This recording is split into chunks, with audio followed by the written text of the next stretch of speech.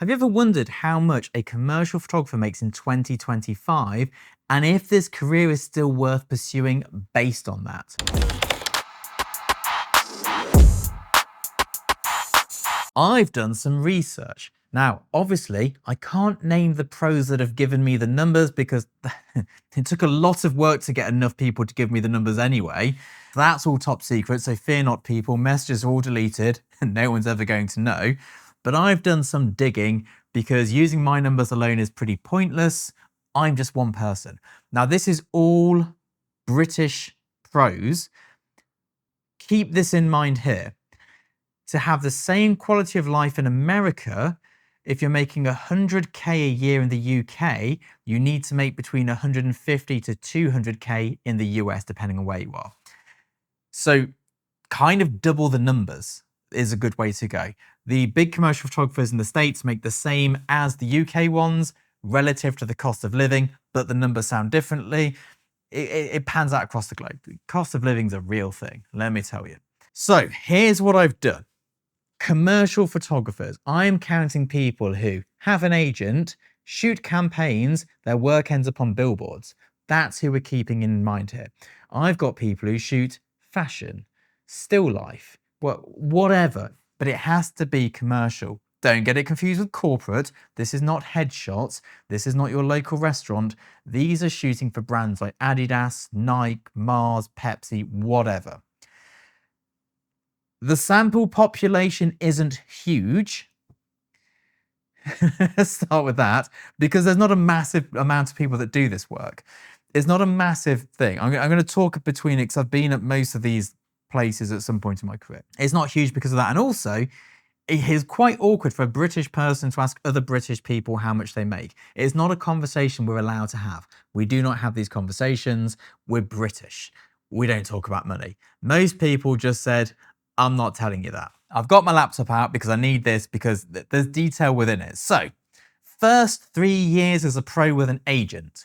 The people I asked who did this made between £30,000 and £60,000 a year. So that's between $60,000 and $120,000 a year equivalent. But the worst year one of those had, they made 3k. That's 6k American, it's still nothing. They made 3k. So what we can learn from this is when you're starting out for your first few years, no one has a clue who you are, you're gonna struggle a little bit. That's what you expect to make at the beginning. Now, I did a whole video with a graph of my earnings. I intentionally didn't put the numbers in there because I'm British and it's none of your goddamn business. But these from what I remember in my career, these are good numbers. These are the numbers I'd expect to see for those people. Obviously, there's always some dick who comes in and makes $500,000 in year one. And there's also somebody who spends 10 years trying to make that first 30k. It's not a given, but that's where it starts. And that will be shooting campaigns. But of course, just because you shot for Nike doesn't mean you shot the big one. You could have shot the beginning little campaign, because big brands don't just do one campaign, they do a million campaigns. They have campaigns for every subgenre they might be marketing to. It's not just one big thing.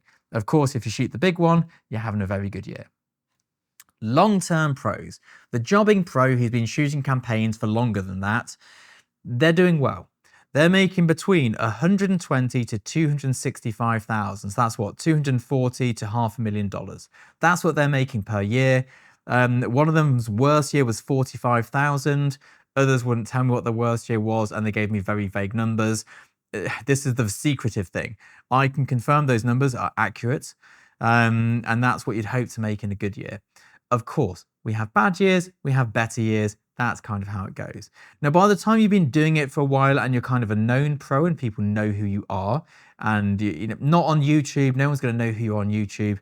Most professionals were at a party last night.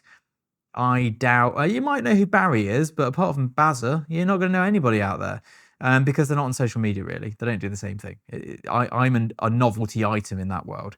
But known pros are making between 450 to 1.3 million that I know. I'm not going to say that. The worst year in there was 35,000. So one of those people who regularly makes that sort of money actually had a year worse than the beginner photographer. And that was a recent one as well. That was the year I had a bad year too. It wasn't me, by the way, but that was their year as well. We all had a bit of a stuffed one that year. That's what they're making. So that's over $1 million a year. Now, of course, I don't know for sure how honest these people were being with me. I can't say. What I can say is that the average earnings last time I researched it for a photographer in the UK was £30,000 a year. So these numbers would kind of tie in with that because these are not average photographers. When I worked it out, I worked out the number of tax returns done by photographers in the UK. I then looked at how many of those had an agent, which meant they were probably making good money because no one's representing a photographer who doesn't make good money because that's pointless. I looked into all of those things and I worked out that 0.7% of photographers are making good money. And considering what minimum wage is, and then the number, it all kind of added up. Now, of course, these are very guesstimated stats. These are very unreliable sources, but they're also what I would expect to make. Sadly, I've never made 1.3 million in a year. And let me tell you, if I did, I'd probably buy a second shirt for YouTube. Actually, I probably wouldn't, I'm really tight, but they're the sort of numbers. Now, what I don't know is what named, not known, but named pros make. The Annie Leibovitzes of the world. Of course, you can go and look on like Companies House and things like that, but it doesn't really give you a full indication of what they make. I can only assume it's more than a well-known pro. Good for them, as they should. I cannot imagine the work they had to do to get there. And yes, sometimes we'll go, oh, they had nepotism. What? It's more than that. It's more than that. You have to be talented and you have to have work ethic. People with nepotism come and go. So the question is it worth doing in 2025? Well, you tell me. I would say if you're looking at doing this, the chances of you getting into that 0.7% are probably slim. If you're watching this video, it's probably higher than most because you're watching a very boring YouTube video about being a professional. So you're probably looking at pretty good odds here. If you're happy as a beginner photographer making 30 to 60K a year, yeah, give it a go. Give it a bash. You might get there. Of course, you can make more money than this not being a commercial photographer. There's other genres that make far more money. If you can set up a really good school photography business and you run that business and don't take the photographs, you can make a lot of money. There's loads of photography industries which are lucrative.